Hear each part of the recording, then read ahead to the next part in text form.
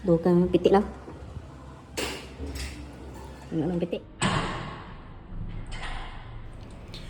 Good day mga boss! Another day, another home service na punta, no? So karon na atay schedule. So prepare na ta sa ato ang mga gamit. Tupadong na ta sa lungsod. I mean sa barangay Laya, dili sa lungsod sa Baclayon. Alright, so tugin na may paabot sa sir no nga home service ya.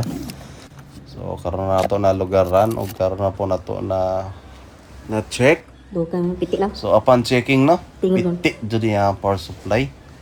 Tingog jud ni siya. Ano pitik? Tungod kay gipuy-an og mga olmigas. So mao na yung power supply board no. Uy, amigas. So dami jud kaayo ang iyang primary section pati ang iyang layer sa board. So atong i-suggestion si ma'am og sir na puli na lang ta og bag-ong board para sa easy fix og sulit na. So before nato i-testing no ato sang i-full cleaning mga ubang parts diri nga ipuy-an sa mga omegas para wala tay maingon nga short before nato i-fix.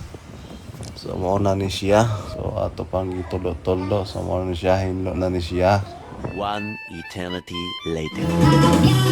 So nara final testing. All goods na. Hello guys. So igo-igo ra tanang man og home service diri sa may Laya no. So nata diri sa may kilid kalsada no.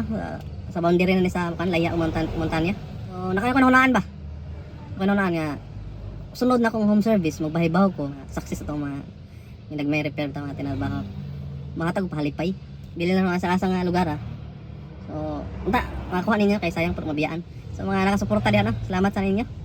So mga naka-like sa atong page ug sa naka-follow sa atong page. Salamat kayo ninyo. Tuludo kayo. So amoro to no, pauli na ko kay lamig na kay katog.